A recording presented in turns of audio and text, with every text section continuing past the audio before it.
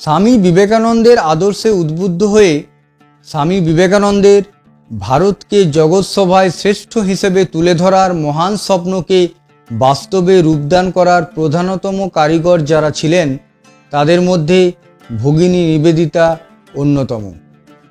তিনিই প্রথম পাশ্চাত্য নারী যিনি ভারতীয় সন্ন্যাসিনীর ব্রত গ্রহণ করেছিলেন। স্বামী বিবেকানন্দের বাণী তার জীবনে এতটাই গভীর প্রভাব বিস্তার করে যে তিনি নিজের দেশ ছেড়ে ভারতবর্ষে এসে ভারতমাতার কন্যা রূপে, সকলের ভগিনী রূপে ভারতবর্ষের মানুষের সেবায় আত্মনিয়োগ করেছেন। তিনি ভারতবাসীর প্রতি নিবেদিত প্রাণ ছিলেন বলেই স্বামী বিবেকানন্দ তার নাম দিয়েছিলেন নিবেদিতা। আর তিনি সকল ভারতবাসীর ভগিনী রূপে আর্তের সেবা করেছেন বলে তিনি ভগিনী নিবেদিতা বা সিস্টার নিবেদিতা নামে পরিচিত। তার আসল নাম মার্গারেট এলিজাবেথ নোবেল। 1867 খ্রিস্টাব্দের 28 অক্টোবর উত্তর আয়ারল্যান্ডের টাইরন প্রদেশের ভ্যানগনন শহরে মার্গারেট জন্মগ্রহণ করেন। তার বাবা স্যামুয়েল রিচমন্ড নোবেল ছিলেন একজন ধর্মযাজক। তার মায়ের নাম মেরি ইসাবেলা। মানব সেবার শিক্ষা তিনি ছোটবেলায় তার পরিবারের কাছ থেকেই পেয়েছিলেন। তার যখন 10 বছর বয়স তখন তার পিতা মারা যান। পিতার মৃত্যুর পর তিনি মামার বাড়ি চলে যান এবং সেখানেই বড় হতে থাকেন। লন্ডনের চার্চ বোর্ডিং স্কুলে তিনি পড়াশোনা করেন। এরপর হ্যালিফ্যাক্স কলেজে তিনি ও তার বোন মেরি পড়াশোনা করেছিলেন। স্কুল ও কলেজে পড়াশোনা করার সময় মার্গারেট সাহিত্য, কলাবিদ্যা, সঙ্গীত, পদার্থবিদ্যা, শিল্পকলা প্রভৃতি বিষয়ে যথেষ্ট পারদর্শী ছিলেন। পড়াশোনা শেষে তিনি বিভিন্ন স্কুলে শিক্ষকতাও করেন। শিক্ষকতার পাশাপাশি নানা পত্রপত্রিকায় প্রবন্ধ লিখতে ও গির্জার হয়ে নানা সেবামূলক কাজও শুরু করেন। 1895 খ্রিস্টাব্দে সশস্ত্র আইরিশ বিপ্লবের সভানেত্রী রূপে মার্গারেট যখন দায়িত্বভার সামলাচ্ছিলেন তখন এক পারিবারিক আসরে স্বামী বিবেকানন্দের বেদান্ত দর্শনের ব্যাখ্যা শোনেন। বিবেকানন্দের ধর্ম ব্যাখ্যা ও ব্যক্তিত্বে তিনি মুগ্ধ এবং অভিভূত হন। তার মধ্যে এক অদ্ভুত পরিবর্তন দেখা যায়। সশস্ত্র বিপ্লবের পথ পরিত্যাগ করে আধ্যাত্ম সাধনায় নিজেকে নিয়োজিত করেন। স্বামীজির দীক্ষায় দীক্ষিত হয়ে মার্গারেট হয়ে উঠলেন নিবেদিতা। 1898 খ্রিস্টাব্দে স্বদেশ, পরিবার, পরিজন ত্যাগ করে মার্গারেট ভারতে চলে আসেন। তার একমাত্র লক্ষ্য ছিল ভারতের কল্যাণ ও সেবা। এই সময় স্বামী বিবেকানন্দের কাছে ভারতের ইতিহাস, দর্শন, সাহিত্য, জনজীবন, সমাজতত্ত্ব, প্রাচীন ও আধুনিক মহাপুরুষদের জীবন কথা শুনে মার্গারেট ভারতের সংস্কৃতির সঙ্গে পরিচিতি লাভ করেন। ভারতে আসার কয়েকদিন পর শ্রী শ্রী মা সারদা দেবীর সঙ্গে তার সাক্ষাৎ হয়। সারদা দেবীর সঙ্গে সাক্ষাতের বিষয়টি ভগিনী নিবেদিতা বর্ণনা করেছেন তার বিখ্যাত গ্রন্থ the master as I saw him. কলকাতায় আসার পর তিনি কোথায় থাকবেন এই নিয়ে তাকে প্রবল অসুবিধার সম্মুখীন হতে হয়। স্বামীজি সে কথা শোনার পর সারদা দেবীর কলকাতার বাসভবনে নিবেদিতার থাকার ব্যবস্থা করে দেন। এই ঘটনাটিকে নিবেদিতা বিধাতার কৃপা বলে বর্ণনা করেছেন। তৎকালীন ভারতবর্ষের জাতিভেদ প্রথা, কুসংস্কার, বিদেশিনীর প্রতি কটাক্ষ দৃষ্টি প্রভৃতি এত বেশি মাত্রায় ছিল যে নিবেদিতার পক্ষে কলকাতায় বা বসবাস অসম্ভব হয়ে উঠত যদি না সারদা দেবী আশ্রয়দাত্রী হয়ে উঠতেন। ভগিনী নিবেদিতার বিশেষ লক্ষ্য ছিল দেশের অত্যাচারিত ও অবহেলিত নারী সমাজের প্রতি। ভারতবর্ষ তখন পরাধীন, দারিদ্র, অশিক্ষা ও কুসংস্কারে আচ্ছন্ন। স্বামীজির সঙ্গে ভারতবর্ষ পরিভ্রমণ করলেন নিবেদিতা।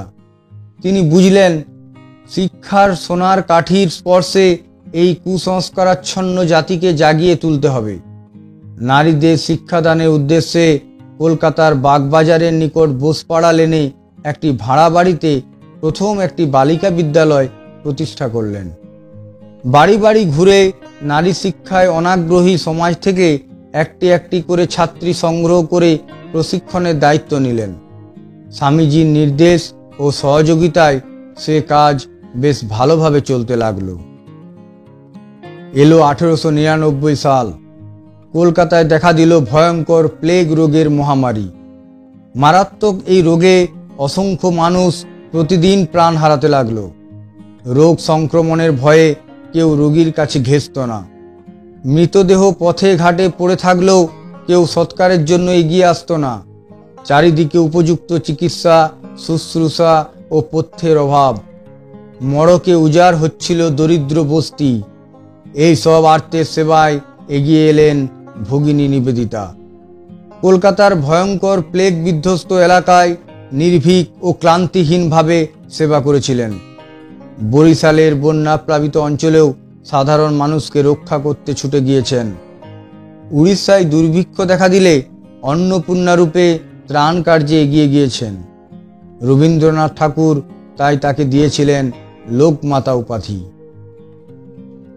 লাঞ্ছিত নিপীড়িত ভারতবাসীদের তিনি এতটাই আপন করে নিয়েছিলেন যে কোনো সময়ই তাকে বিদেশিনী বলে মনে হয়নি।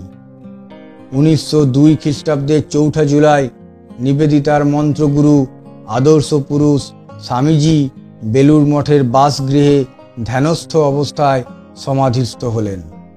নিবেদিতা হয়ে পড়লেন দিশেহারা। এরপর তিনি ব্রিটিশ বিরোধী জাতীয়তাবাদী আন্দোলনে যোগ দেওয়ার প্রয়োজনীয়তা অনুভব করেন। অরবিন্দ ঘোষ মুক্তিকামী যুবকদের সংগঠিত করে স্বাধীনতার লক্ষ্যে বিপ্লবী আন্দোলন গড়ে তুলছেন। নিবেদিতাও প্রত্যক্ষ ও পরোক্ষভাবে এই আন্দোলনের সঙ্গে জড়িয়ে গেলেন। কিন্তু রামকৃষ্ণ মঠ ও মিশনের নিয়মানুসারে ধর্ম ও রাজনীতির সংস্রব ঠেকাতে সংঘের কেউ রাজনীতিতে জড়াতে পারত না। তাই মিশনের সঙ্গে আনুষ্ঠানিক সম্পর্ক পরিত্যাগ করতে হয় নিবেদিতাকে। কিন্তু সারদা দেবী এবং রামকৃষ্ণ মিশনের সন্ন্যাসীদের সঙ্গে তার আমৃত্যু সুসম্পর্ক ছিল। 1905 সালের বঙ্গভঙ্গ বিরোধী আন্দোলনের সময় গোপনে তিনি বিপ্লবীদের সাহায্য করতেন। এই সময়ই রবীন্দ্রনাথ ঠাকুর, অবনীন্দ্রনাথ ঠাকুর, জগদীশচন্দ্র বোস প্রমুখ বিশিষ্ট ব্যক্তিবর্গের সঙ্গে তার পরিচয় ঘটে। বিভিন্ন পত্রপত্রিকায় লেখালেখিও শুরু করেন ভগিনী নিবেদিতা। অনেকগুলি বইও লেখেন। তার লেখা উল্লেখযোগ্য বইগুলি হল Kali the mother, web of Indian life, cradle tales of Hinduism, the master as I saw him ইত্যাদি। ভারতের গ্রীষ্মপ্রধান আবহাওয়ায় অক্লান্ত পরিশ্রম করার ফলে নিবেদিতার শরীর ভেঙে পড়ল। অসুস্থ হয়ে পড়লেন তিনি। প্রখ্যাত চিকিৎসক নীলরতন সরকারের সমস্ত চেষ্টা ব্যর্থ করে 1911 খ্রিস্টাব্দের 13 অক্টোবর মাত্র 44 বছর বয়সে তার মহাপ্রয়াণ ঘটল। সমগ্র ভারতবাসীর মনে তিনি রয়ে গেলেন একজন ভগিনী রূপে। ধন্যবাদ বন্ধুরা, আপনারা শুনলেন স্বামী বিবেকানন্দের শিষ্যা ভগিনী নিবেদিতার জীবন কাহিনী। যদি ভালো লাগে ভিডিওটি একটু লাইক করে দেবেন আর শেয়ার করে দেবেন পরিচিতদের সঙ্গে। আর যারা চ্যানেলটি এখনও সাবস্ক্রাইব করেননি তারা চ্যানেলটি সাবস্ক্রাইব করে পাশের বেল আইকনটি প্রেস করে দেবেন, যাতে এই রকম নতুন নতুন ভিডিও নোটিফিকেশন আপনাদের কাছে পৌঁছে যায়। ভালো থাকবেন, সুস্থ থাকবেন।